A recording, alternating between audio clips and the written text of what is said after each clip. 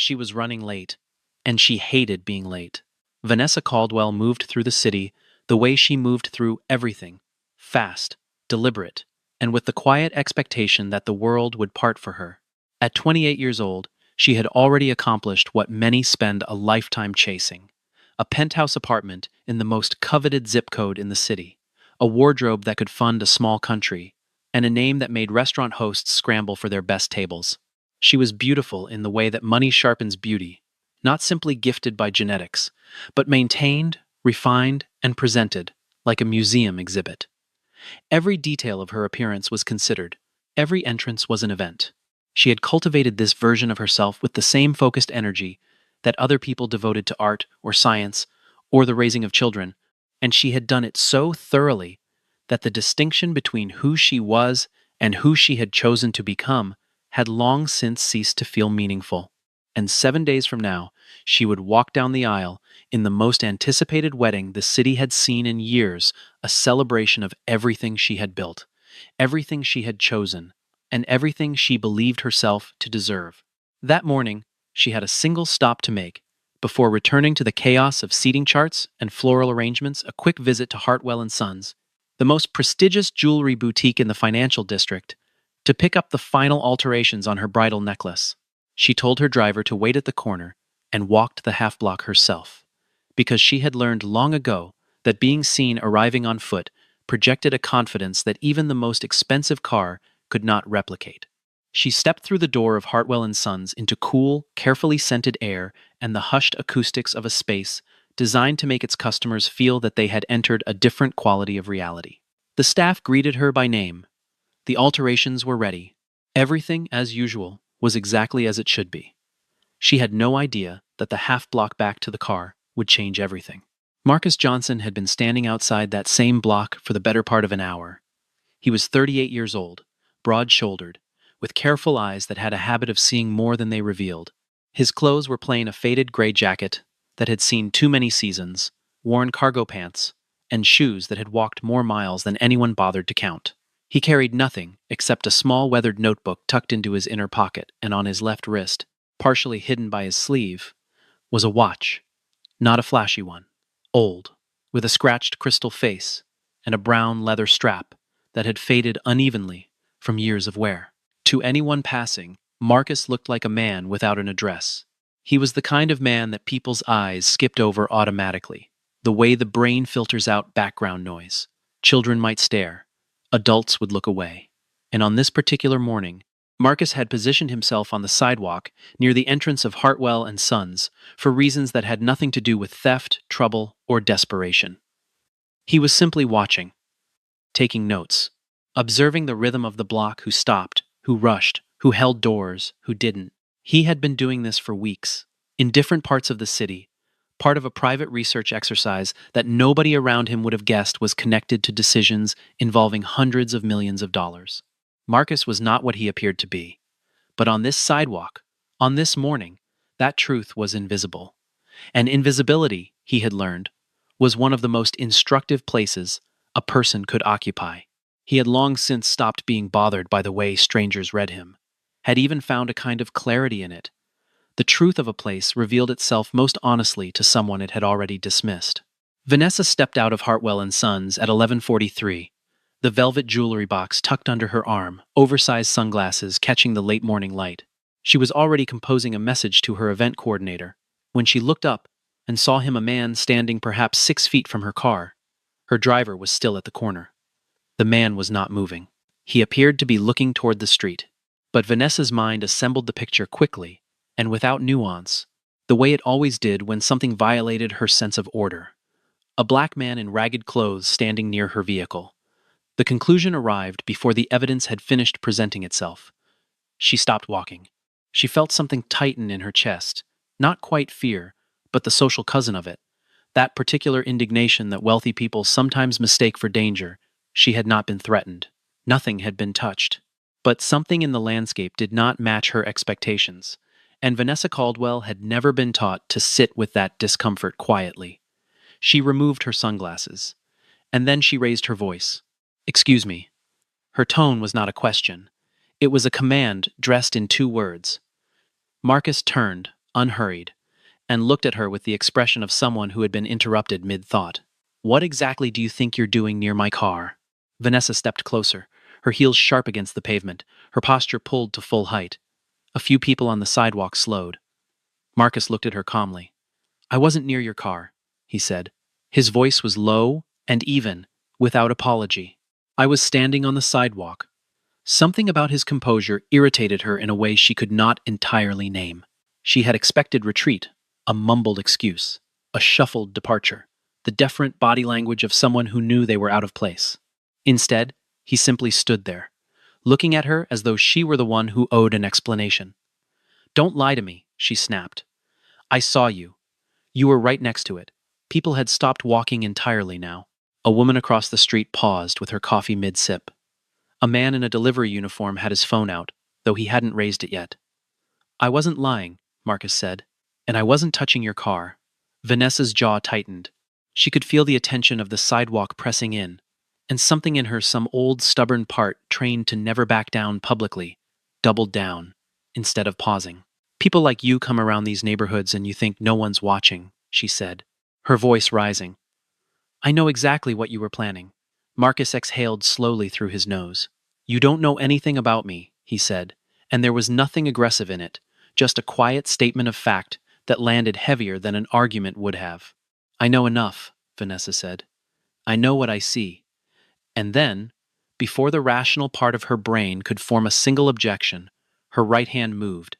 The slap was open-palmed and sharp, and it cracked across Marcus's left cheek with a sound that silenced the entire block. 3 phones came up simultaneously. Marcus did not flinch back. He did not raise his hands. He turned his face slowly back toward her, his expression unchanged, that same uncanny stillness, that silence that was somehow louder than anything she could have said. For 2 full seconds, nobody moved. Vanessa's hand was still raised. She lowered it, and then Marcus Johnson looked at her with eyes that carried no anger, no humiliation, no plea for acknowledgement. Only the steady, unhurried gaze of a man who had already understood something she had not yet begun to. "I hope," he said quietly, "that you don't regret today." He turned and walked away. Not quickly, not with his head down. He walked the way a man walks when he has somewhere to be, and no reason to rush, and within a few moments, he rounded the corner and was gone. Vanessa stood on the sidewalk, the velvet box still under her arm, and she told herself she had done nothing wrong. The video was 47 seconds long. It had been filmed from across the street and caught everything: Vanessa's raised voice, Marcus's quiet responses, the slap, the silence afterward, his departure. By evening, it had been shared thousands of times. By the next morning, it was the kind of footage that split people cleanly in two. On one side were those who defended Vanessa, acquaintances who vouched for her character, people who said the neighborhood had real problems, voices insisting she had every right to protect her property, even if nothing had actually happened to it. On the other side were the people who watched a man do nothing wrong and get struck for it, who watched a woman's face contort with a contempt she hadn't even tried to disguise, and who found themselves unable to look away from the 47 seconds where Marcus Johnson stood absolutely still and said exactly what needed to be said in a register that the camera's microphone barely caught. The footage had the uncomfortable quality of truth, not the dramatic, cinematic kind, but the ordinary kind that reveals something about the daily architecture of how people treat each other when they believe the power balance is settled. Vanessa watched the video twice on her phone, and then put it away. She did not feel what people expected her to feel. She felt vindicated the way a person feels when they are certain of their version of events and find that certainty more important than accuracy. She told her fiancé, a polished real estate developer named Garrett Whitmore, that the whole thing had been blown out of proportion. He nodded, because nodding was what Garrett did when he was calculating rather than listening. She told her closest friend, a woman named Claire who ran a lifestyle brand, that the man had been aggressive, and she had simply reacted. Claire pursed her lips in a way that meant she was skeptical, but had decided not to say so yet. Vanessa took a photo of the velvet box and posted it with a caption about the countdown to the best day of her life. The comments were complicated. She filtered the ones she didn't like. Meanwhile, Marcus Johnson did not appear in the neighborhood again. He was simply no longer there, the way a tide goes out and leaves the sand looking undisturbed. Vanessa took that as confirmation, as proof, as the natural outcome when someone of her standing holds their ground. She had no way of knowing that Marcus had simply moved inside to a glass-walled conference room on the 31st floor of a building that cast a shadow over the street where it had all happened. The room had 14 people in it, and every one of them had a net worth with more zeros than most families would see in 3 generations. They were seated around an oval table made of dark reclaimed wood, and they were waiting. Not impatiently, these were people who had learned that waiting was a skill, that it separated those who reacted from those who prevailed. When the door opened and Marcus Johnson walked in wearing clean clothes and carrying that same worn notebook under his arm, the room shifted. Not dramatically, there was no standing, no applause, nothing theatrical. But the energy changed the way a room changes when the person everyone was actually there to see has finally arrived. He sat at the head of the table, set the notebook down, and looked around once before speaking. "Let's talk about the waterfront development," he said, and the meeting began. None of the 14 people in that room would have recognized the man from the video. Or perhaps a few of them had seen it and simply could not reconcile the two images, the still, silent man on the sidewalk and the man who now spoke about infrastructure, long-term capital allocation, and community impact with the quiet authority of someone who had been doing this for long enough that it had stopped feeling like performance and started feeling like breathing. Marcus Johnson had been building things for 15 years. Real things companies, investment vehicles, community development funds, a private equity operation that specialized in undervalued assets in overlooked neighborhoods. He had begun with nothing that resembled privilege, had spent years inside systems designed to filter people like him out, and had found his way through, not by pretending those systems did not exist, but by becoming fluent in their language and then rewriting the terms. The clandestine periods he spent in different neighborhoods, dressed plainly, carrying nothing that advertised status, watching and listening, were not performance art, they were methodology. He had found, over the years, that the truest data about a place came not from reports or projections, but from standing inside it and paying attention. People showed you who they were when they believed no one important was watching. On this particular stretch of the city, he had been watching for 3 weeks. He had a decision to make about a significant community investment and the behavior of the block. The shops, the residents, the texture of the daily life mattered to him in ways that spreadsheets could not capture. That evening, one of his senior advisors, a woman named Diane, pulled up the 47-second video on her laptop and turned the screen toward Marcus without saying anything. He watched it once, his expression settled and unreadable, and then leaned back in his chair. The rest of the team waited. Someone in the room made a sound that was not quite a laugh and not quite a curse. "She has no idea," Diane said finally. "No," Marcus agreed. He was quiet for a moment. "Leave it alone." "Marcus, leave it alone," he said again, and there was something in the evenness of his voice that made the room understand. This was not a request. He stood and walked to the window. Somewhere out there, a woman was planning a wedding and deciding she had won. Marcus looked out at the lights for a long moment, thinking not about Vanessa Caldwell or her slap or her wedding, but about something she had said, the particular ease with which she had assembled her verdict, the speed of it, the absolute confidence. He had seen it before. He had been the subject of that certainty more times than he could count, in rooms, on streets, in boardrooms where people had decided what he was before he had opened his mouth. Then he picked up his phone and found, below a string of messages, a business intelligence alert flagging a name he recognized. Garrett Whitmore, the real estate developer, Vanessa's fiancé. The threads of the city's financial life had crossed in a direction Marcus had not anticipated. He read the alert twice, then set the phone face down on his desk, and for the first time since the incident on the sidewalk, the corner of his mouth moved in a way that was not quite a smile and not quite anything else. The week that followed was supposed to be Vanessa's most triumphant. The final dress fitting, the rehearsal dinner menu, the seating arrangement that had taken 3 revisions, and a near argument with Garrett's mother. But something in the architecture of the week was slightly wrong. The way a building looks perfect until you notice one load-bearing element is cracked. It began with the venue's preferred catering partner, quietly withdrawing from the contract, citing a scheduling conflict that Vanessa's coordinator found suspiciously convenient. Then a luxury car company that had agreed to provide the wedding fleet stopped returning calls. 2 of Garrett's business contacts, who had been confirmed as guests, sent last-minute regrets, their assistants offering vague language about prior commitments. Garrett noticed. He was too careful not to notice. He called his attorney on a Tuesday afternoon and spoke in low tones that Vanessa was not meant to hear, but she passed the doorway at the wrong moment and caught fragments. Something about a partnership review, something about a name she didn't recognize. That evening, Vanessa sat across from Garrett at dinner and watched him cut his food into smaller and smaller pieces without eating them, and she had the sensation of something shifting beneath her feet, without being able to identify what had moved. "Is there something wrong with the Meridian deal?" she asked. He looked up too quickly. "Where did you hear that?" "I didn't hear anything. You look like something's wrong." He smoothed his expression, which told her everything. "It's fine," he said. "A few logistics to sort out. Nothing that affects the wedding." She nodded and looked down at her plate and did not believe him. Over the next 2 days, she worked the phones, pulled information through the oblique channels that wealthy social networks sustain, and assembled a picture that arrived in pieces. The Meridian deal, which represented the cornerstone of Garrett's firm's expansion plan, was encountering friction at the level of a key investor. She followed the thread. She found a fund. She found a name. And then she sat very still at her kitchen island for a very long time. Johnson Capital Partners. The principal and founder, Marcus Johnson.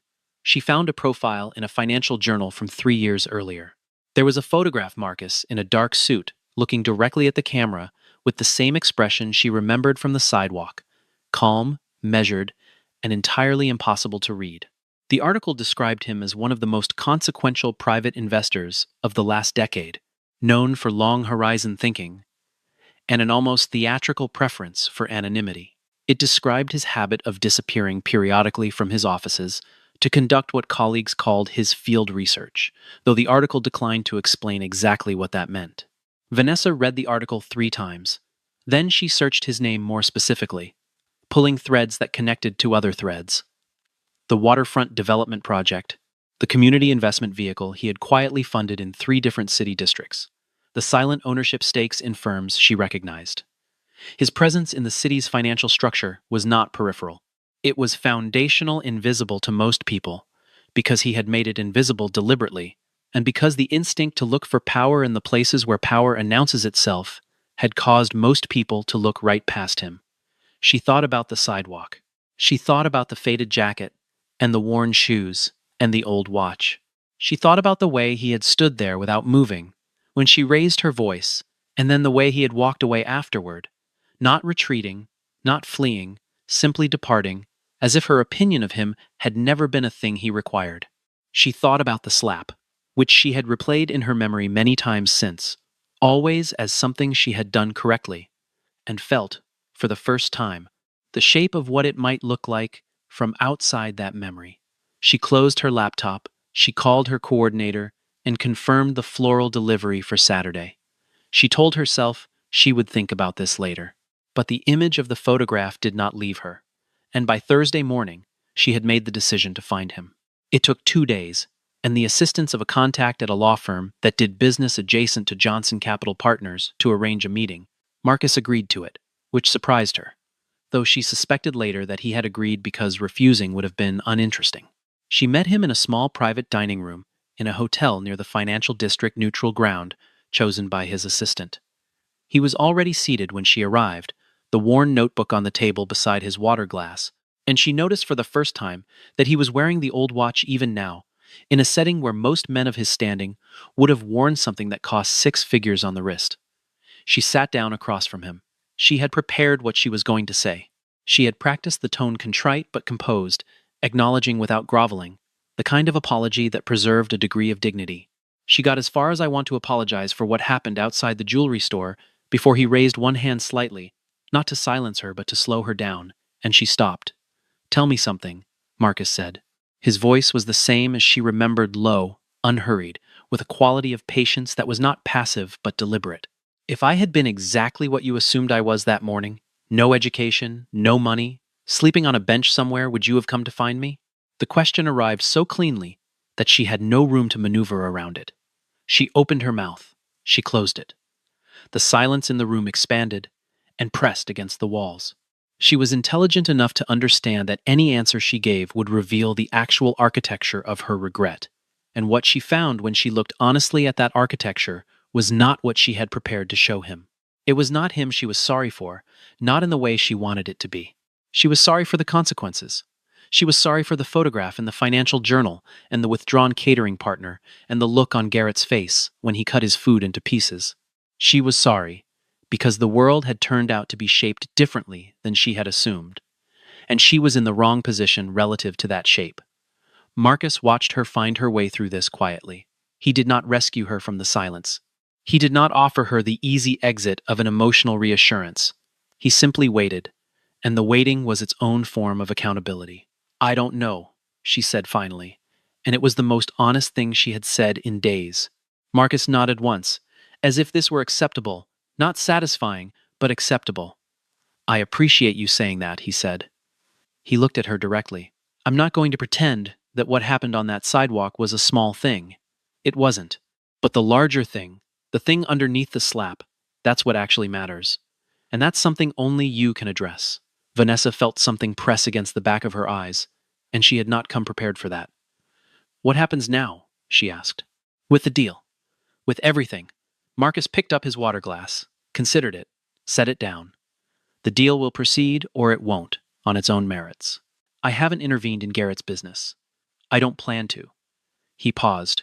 "Whatever friction he's experiencing is not coming from me." He stood, picked up the notebook, and tucked it under his arm with the same easy motion she now recognized as characteristic. "I'll be at the wedding," he said, and before she could respond he added, "I received an invitation 6 weeks ago. One of the development partners I work with is a mutual connection. I plan to attend regardless." The invitation was extended before the sidewalk. He walked to the door, then paused with his hand on the frame and turned back once. "Try to be present for it," he said. "It's supposed to be a good day." And then he left. Vanessa sat alone in the private dining room for a very long time. Saturday arrived the way significant days always do, all at once and without adequate preparation. The ceremony was held at an estate in the hills above the city, a property famous for its terraced gardens, and the way the late afternoon light fell across the stone courtyard in long golden strips. Vanessa had chosen it 18 months ago, and she had been right to choose it. It was extraordinary. The flowers were exactly as specified. The chairs were arranged in precise rows. The string quartet played something elegant and unhurried. 212 guests found their seats and murmured to each other in the way that well-dressed people murmur before a ceremony begins, impressed by the setting, commenting on each other's choices, tracking arrivals. Vanessa stood in a preparation room on the estate's upper floor, her veil pinned and her hands not quite steady, and she told herself that the last week was behind her and that she was allowed to claim this day. She was working on her breathing when she heard it. The sound reached her before anyone could explain it. A deep, precise mechanical note, the sound of something engineered for performance, not transport. It arrived in a long pulse that cut cleanly over the string quartet and then settled into an idyll that was almost meditative. Every window in the preparation room framed the same view of the courtyard driveway, and Vanessa moved to the nearest one and looked down. What she saw made the blood leave her face in a single, organized retreat. A Bugatti Chiron in matte black moved slowly up the estate driveway, and it moved the way such cars move, not showy, not aggressive, simply present in the way that very expensive things are present, occupying space with a completeness that made everything around it look slightly provisional. It came to a stop at the base of the courtyard stairs. The driver's door opened, and Marcus Johnson stepped out, wearing a dark suit and the old watch on his left wrist, and he looked up toward the estate's facade with the same expression he always wore, calm, observing, without the need for reaction from anyone around him. He was not alone. The car behind his was a Blacktown car, and from it emerged 4 people that Vanessa recognized from Garrett's circles: partners, associates, men who represented significant portions of the commercial infrastructure of the city. They walked to Marcus and greeted him with the body language of people who organize themselves around someone, not out of deference, but out of the natural gravity that authority generates. The courtyard went quiet, the way a room goes quiet when something has changed the subject. 212 guests turned, first one row and then the next, and the sound of the string quartet thinned and disappeared as even the musicians lost their thread for a moment. Vanessa stood at the window with her veil and her bouquet and watched this, and felt the full weight of the last 7 days settle onto her chest at once. Marcus moved through the courtyard with unhurried ease, greeting people with the contained warmth of someone who does not perform friendliness but practices it deliberately. Guests came to him. This was the detail that struck those who noticed he did not go to them. A man who had built 3 commercial towers on the east side of the city crossed the courtyard to shake his hand and say something quietly. A woman who sat on the board of a regional hospital foundation touched his arm and smiled in the way that people smile when they are genuinely glad to see someone, rather than performing gladness. A younger man in his late 20s leaned in and said something that made Marcus respond with a brief, contained laugh, the first one Vanessa had ever seen from him. She watched all of this from the window and understood, with a clarity that arrived slowly and then all at once, the complete geography of what she had done on that sidewalk. The video was being mentioned again, she could tell.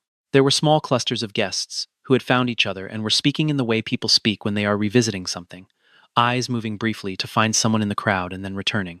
The wedding coordinator knocked softly on the preparation room door and said it was almost time, and Vanessa turned from the window. The ceremony proceeded.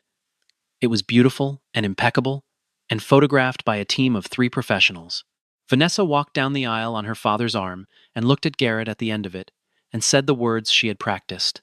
And Garrett said his, and it was done. But the room around the ceremony had a texture to it that was different from what she had imagined in 18 months of planning, a quality of split attention that the photographs would later capture without meaning to the eyes of guests that were not entirely in the moment. The murmurs that resumed in certain sections too quickly after the vows. Marcus waited until after the dinner had been served, and the first dances had concluded before he walked to the front of the reception room. He had not been scheduled to speak. No one had placed him on the program. But the host handed him the microphone, with a gesture that suggested this had been arranged quietly, and the room understood that something unscripted was occurring, and settled into an attention that was different from the polite attention of a wedding toast. It was the attention of people who sensed that what they were about to hear would not be what they expected. Marcus looked out at the room for a moment without speaking. He was comfortable with silence in a way that made silence feel inhabited rather than empty. Then he said, "I want to tell you a short story, not about tonight, about something that happens every day in this city, and every city, and probably in every country, where people have enough to feel safe and not enough to feel humble." He paused. "About a week ago, I was standing on a sidewalk. I do that sometimes, stand in neighborhoods and watch them. Try to understand what a block is actually made of, what the life of it feels like at ground level, rather than from a window. I do it in plain clothes because the data changes when people know who's watching." The room was very still. A woman came out of a store and saw me standing near her car. She made a decision about who I was before she had asked a single question, and she made it so fast, so absolutely, that there wasn't room in it for doubt. Several people in the room had already seen the video. Several more were reaching that conclusion as Marcus spoke, connecting the story to the footage they had watched on their phones over the past week. Vanessa sat at the head table and felt the heat of the room's attention move across her like a physical thing. She did not look away from Marcus. She made herself not look away. "I'm not telling this story to embarrass anyone," Marcus said, and his voice carried no edge, no performance of injury, nothing that reached for sympathy. It was a statement of fact delivered in the tone of someone who has already processed an experience and is reporting from the other side of it. "I'm telling it because I've thought about it every day since, and not in the way you might expect. I didn't think about the slap. I thought about what the slap revealed, about how we have taught ourselves to see each other." He looked down briefly at the worn notebook he had carried to the podium, though he did not open it. "We live in a world that tells us constantly that appearance is information, that how someone presents themselves tells us what category they belong to, what they deserve, how careful we need to be around them. And sometimes that system works well enough to pass for wisdom, but it fails in one direction more than any other. It fails the people who have learned that the most effective way to move through the world is quietly." He looked up. "I have built things in this city, real things, not because I wanted credit for them, but because I believed they needed to exist.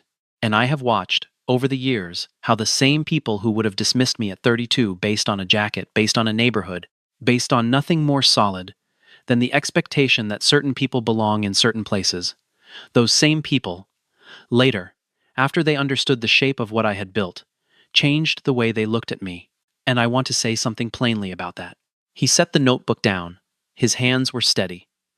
That change is the wrong direction to be traveling. The question should never be, now that I know what you have, do I respect you? The question should be, did I look at you like a person before I knew anything at all? The room held itself in a silence that felt different from the silence of ceremony, deeper, more personal, more specifically inhabited by each person there. Vanessa felt something reach through the performance of her own composure and find the part of her that had not been reached in a long time. She felt her throat tighten. She did not look away. I don't carry resentment about last week, Marcus said. That would be a very expensive thing to carry, and I learned a long time ago to travel light. A few quiet sounds from the room, something between a laugh and recognition. But I do carry the hope that something useful comes from it. Not from the video, not from tonight, from the question it leaves behind. Who do we see when we haven't done the math yet? He picked up the microphone briefly, then seemed to reconsider. This is a beautiful evening, he said. Congratulations to both of you. He handed the microphone back and walked off the small platform, and the room released a breath it had been holding. Vanessa did not follow Marcus when he left, which he did approximately 40 minutes after the speech quietly, without announcement, the Bugatti departing the driveway without fanfare, the matte black exterior catching the estate's exterior lights once, and then disappearing into the dark of the hillside road. She watched it go from where she was standing near the edge of the terrace, champagne glass still in her hand, the garden below lit by strings of warm lights that caught the shapes of flowers she had chosen 6 months ago and cared about enormously at the time. Garrett found her there and stood beside her without speaking for a moment, the way he stood when he had too many things to say and was choosing between them. He didn't do anything, Garrett said finally. To the deal, it wasn't him. I know, Vanessa said. He told me. Garrett turned to look at her. She felt his attention and kept her eyes on the garden. The friction with Meridian was internal, Garrett said. Nothing to do with Marcus or his fund. I checked. It was a structural issue in our own proposal that someone on the other side flagged. We'll fix it. Vanessa nodded. Below them, a waiter was collecting empty glasses from a stone ledge near the fountain. She watched him work precise, unhurried, part of the invisible machinery of the evening that had been in motion for hours without anyone pausing to consider it. Do you know what I keep thinking about? She said. Garrett waited. The watch. She turned toward him. He was wearing this old watch. On the sidewalk, in the meeting, tonight. And I looked it up because that's apparently what I do now. She paused. It was his grandfather's. He mentioned it in an interview once. Said his grandfather gave it to him the year he graduated from a high school that was supposed to be his ceiling and wasn't. He said he wears it to remember that the most valuable things he owns aren't the ones anyone would recognize. Garrett looked at her for a long moment. Vanessa, I knew what I was doing, she said. Not defensively, just clearly. On the sidewalk. I knew it wasn't evidence. I knew I was filling in blanks with what I wanted to put there. And I did it anyway, because it was easier. Because nobody stops you when you're standing where I was standing. She looked down at the champagne glass in her hand. Nobody said anything to me. They just waited to see what happened. She set the glass on the terrace railing. That's also worth thinking about. Garrett put his hand on the small of her back, and she let him. And they stood there, in the warm dark of a wedding night, that had turned out to be about something neither of them had written into the program. The music from inside the reception room drifted out through the open terrace doors, something slow and formal. One of the songs she had selected with great care many months ago, when the most pressing question in her life was which song should play at the beginning and which should play at the end. She thought about the 47-second video. She thought about the way Marcus had turned his face back toward her after the slap, that unhurried return, that steady look that carried nothing she could push against. She thought about what he had asked her in the private dining room. If I had been exactly what you assumed I was, would you have come? And she thought about the answer she had given, which was the honest one, and about what it meant that the honest answer was, I don't know, and not yes. There was work to do with that answer. She understood this. Now, The way she understood very few things, not as an idea, but as a fact, something with weight and texture that was going to require more than a decision to be different. It was going to require the slow, unglamorous, unseen labor of actually looking at people before she had decided what they were, of pausing before the verdict arrived, of leaving room in the space between what she saw and what she concluded, for everything she did not yet know.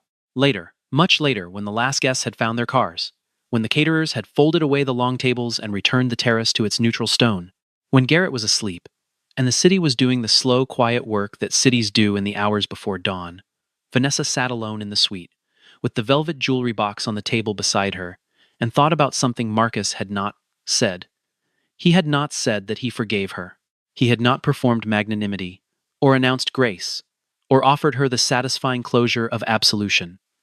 He had shown up, spoken plainly, and left. He had let the thing be what it was, incomplete, unresolved, continuing, because that was the honest shape of it. Forgiveness, she thought, was not the point. The point was the question he had left behind, the one she was now going to have to live inside of for a good while longer. Not who is Marcus Johnson, not what does his net worth say about what she should have done differently, but who is the person she was on that sidewalk before she knew any of it?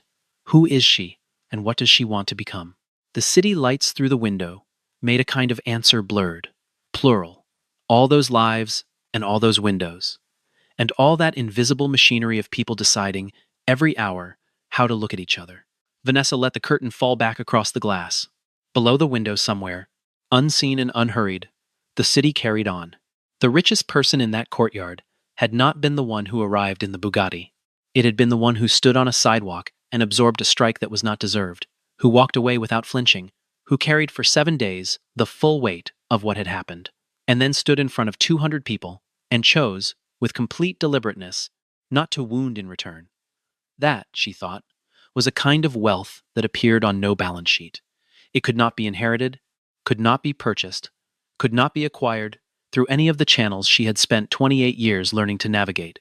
It was built the way Marcus had built everything else in his life, quietly, consistently, in the places where no one was watching, out of materials that most people walked right past without recognizing their worth.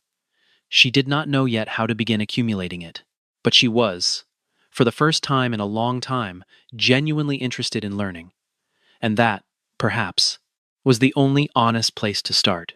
In the weeks that followed, the city moved on the way cities always do, absorbing events, recontextualizing them, folding them into the ongoing story of itself. The 47-second video remained online, accumulating views in the slow, persistent way that footage does when it has touched something real. It was referenced in an opinion column. It was discussed in a business school ethics seminar as a case study in bias and assumption. Neither the columnist nor the professor named Vanessa directly, but anyone who had seen the footage understood what they were talking about. Vanessa read both pieces. She did not comment on either. She kept the velvet jewelry box on her dressing table rather than putting it away, and she was not entirely sure why, except that it had been on the table during the nights when she had understood certain things for the first time, and she was not ready yet to return it to the drawer where beautiful objects went to be forgotten. Marcus Johnson completed the waterfront development assessment and made his recommendation to the partnership group in a meeting that lasted 3 hours and covered 700 pages of analysis. The recommendation was to proceed with modifications, with a community oversight mechanism that he had insisted upon from the beginning, and with a long-term commitment that extended well past the usual investment horizon. The partners agreed. Construction permits were filed within the month. One of the first community meetings about the project drew a crowd that surprised the organizers, and a woman in the back row raised her hand and asked how the development would affect long-term residents who had been in the neighborhood for decades. Marcus, seated at the panel table in plain clothes and the old watch, leaned forward into the microphone and said, "That's the right question. Let me tell you exactly how we've tried to address it." And for the next 20 minutes he did. Nobody in that room knew about the sidewalk. Nobody knew about the Bugatti or the wedding or any of it. They saw only a man who had clearly spent time understanding their neighborhood and was now prepared to be accountable to it in specific, measurable ways. Several people shook his hand afterward. A few asked for his contact information. He gave it to all of them. On his way out, walking through the neighborhood in the autumn evening, he passed the block where Hartwell and Sons was located. He paused there for a moment, looking at the stretch of sidewalk in front of the jewelry store, that unremarkable strip of gray concrete that had briefly become the site of something significant. A few people walked past. None of them noticed him. He reached into his jacket pocket, retrieved the worn notebook, and wrote something in it. Then he tucked it away, turned, and continued down the block. What he had written was not recorded anywhere. Some things, Marcus had learned, were most useful when they stayed exactly where they belonged inside the private life of a person who had long since made peace with the fact that the most important work he would ever do would be invisible to almost everyone who benefited from it. He was comfortable with that. He had always been comfortable with that. It was, in the end, the thing that had made all of it possible. Vanessa made one change in the months after the wedding that nobody around her noticed immediately, because it was not the kind of change that announced itself. She began pausing. Not dramatically, not in a way that performed self-awareness for an audience, but in the small, private space between seeing something and concluding something, that interval where assumption likes to arrive before evidence has been fully gathered. She began, in that space, to ask a question. It was the same question Marcus had asked in the private dining room, rephrased into the form she could carry with her. What do I actually know, right now, about this person? Not what does their appearance suggest. Not what does their presence in this context imply. Not what does the fastest available narrative tell me. What do I actually know? The answer was almost always less than she had been proceeding, as if she knew. This was uncomfortable in the way that honest inventories are uncomfortable, and she did not always manage it gracefully, and there were days when the old reflex moved faster than the new one. But she kept practicing. She was not sure whether what she was building in herself would ever resemble what Marcus appeared to carry, that settled, unhurried quality of a person who has genuinely stopped needing the world to confirm his worth before he extends consideration to someone else. She suspected that was years away, if it arrived at all. But she had started, and starting, she was finding, changed the shape of each subsequent day in ways that were small and cumulative and, occasionally, surprising. She did not tell Garrett about all of this. Some of it she kept for herself, the way you keep something that has cost you enough that it has become actually yours. She did not reach out to Marcus again, and he did not reach out to her, and the city turned from autumn into winter with its usual indifference to the private transformations of its residents. But on certain evenings, standing at her window with the lights of the city laid out below her in their ordinary, extraordinary abundance, she thought about the watch, about what it meant to wear something, not because the world would recognize its value, but because you recognized it yourself, about what it might mean to live that way, to carry your own measure of worth so steadily and so privately that no verdict from the outside could add to it or subtract from it. She thought it might be the most quietly radical thing a person could do.